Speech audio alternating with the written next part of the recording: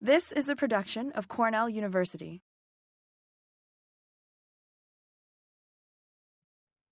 So welcome, everyone. I hope this is recording well online. This is a conceptual panel for the live hands-on energy expo that happens tomorrow out in the Ag Quad. And what we're featuring today is about electrifying New York, how efficiency and electrification opportunities are available to us today.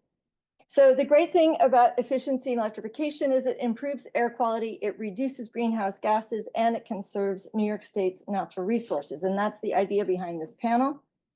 And it's to also in conjunction with the Climate Leadership and Community Protection Act, or the CLCPA, in 2019 to reduce our emissions 40% by 2030 and 85% by 2050. This is only an umbrella policy, right? It's a goal planning policy. There's lots of other little policies that need to be built up underneath it. And we all need to start thinking about what kinds of policies we want to build up. We will hear about one such idea later.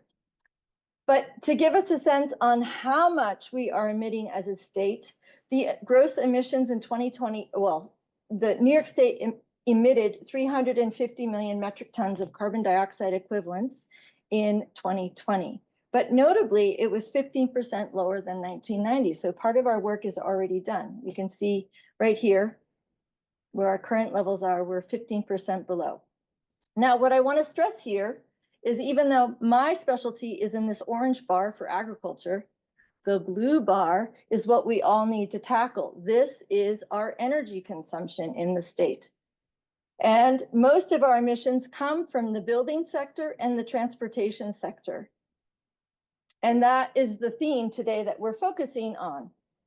How do we take care of this majority of emissions? Doing this in our community means we have improved air quality, right? Lower asthma, lower particulate matter, lower cancer, lower greenhouse gases, and lower extreme weather events, lower insurance and future crises, lower instability for farmers who depend on the weather. And notably, if we reduce our energy demand, we also reduce our demand on the rural landscapes to support renewable energy projects. So for example, this morning, we heard from our colleagues, Ted Koch and Peter Woodbury, that we need about 75 to 125,000 hectares to meet our solar goals in 2050. Right? So everything we do to reduce our energy consumption also helps our land base. So I want to just talk some words because I realize decarbonization is very familiar to me, and it just means reducing or eliminating carbon from the fossil fuel emissions from a sector. So it could be from any sector like transportation, buildings, or power. Electrification means replacing technologies that run on fossil fuels with alternatives that run more efficiently on electricity. It also means generating all that electricity from clean energy rather than fossil fuels, right? And this is a key point because whenever you think about electrification, right, it could be made from a fossil fuel. So we're trying to connect that in. And weatherization, home improvements that reduce energy use and make homes more comfortable. These include things like moisture control, air sealing, ventilation, upgrades to insulation doors and windows. I now want to segue to the role of extension. When extension was made in the 1800s, 64% of our workforce was in farming. Today, only 10% of our workforce is in farming. Yet everything we do as urban or rural citizens to reduce our greenhouse gas emissions helps current and future farmers have a more stable environment to grow our food. Current and future citizens have less damage to homes and shared infrastructure, and our land base is conserved for other uses. Reducing our community emissions is defense for agriculture and forestry, and it's something that everybody in this room can do. So I just want us to look at the cooperative extension passage of the Smith-Lever Act in 1914 and see how much it resonates in 2024.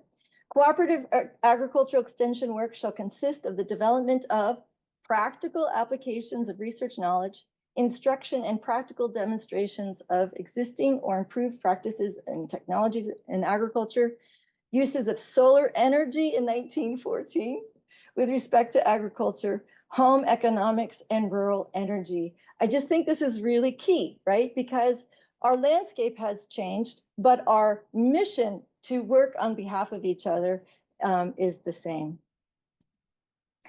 Just for some reference, I love showing this Rural Electrification Administration posters from 1937, right? As we were looking to electrify then, how can we make posters that make these things palpable today? Same thing here.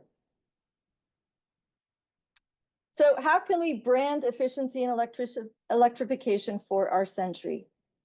I want to just take a moment. We weren't able to get Stephen Winter Associates to come and talk about their multifamily retrofit playbooks, but I recommend them for everyone. They have different typologies, and I'm going to focus on a post-war 4 to 7 stories because that's my apartment building in New York City. You can find these at beexchange.org.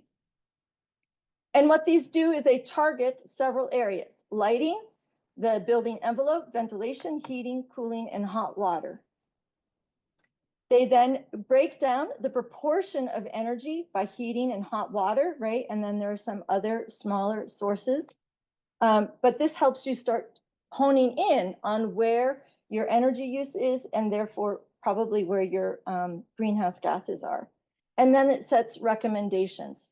These are available to anyone, but it helps you go from having to retrofit your entire house and being overwhelmed by it to honing in on the highest priorities or the easiest things to do first or most cost-effective things to do first. And they have it for all different kinds of building types, not just New York City building types. And the other point I want to stress here is that New York City, their emissions are predominantly buildings. And so this is also, Rob, we're not going to talk about it today. This is a huge objective in New York City. And that each time you do something, you can see how you're moving towards your goal of energy reduction and greenhouse gas mitigation. So to make this all real, we have coordinated an energy expo for you all tomorrow, open on the Ag Quad from 10 a.m. to 5 p.m. And so far, no rain is scheduled. And also in the Mann Library foyer. In the foyer is mostly incentives and job opportunities and some displays. And outside, it's all equipment to electrify your lives. You can see some how to make maple sugaring more efficient, how to build affordable storm windows, understanding window science, explore electric tractors, skid steers, and sawmills, learn about precision ag drone features, find incentives to weatherize your home, explore electric landscaping equipment, and understand the next generation of greenhouse light efficiency. It's really real. The whole point is that it's real, so come join us. Okay, our land is 61% forested. I always like to bring us into our space. 61% forested, 20% agriculture, 13% idle.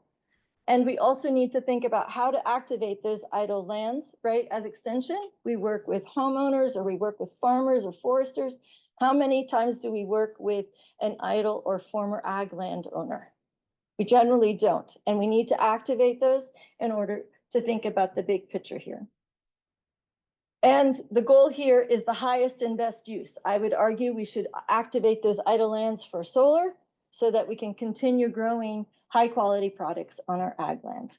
But fundamentally, everything we do to conserve energy conserves both our climate and our land area. So here we are, launching into today's panelists. You're first going to hear from Gabriel Gurley from CCE Tompkins about farm energy efficiency.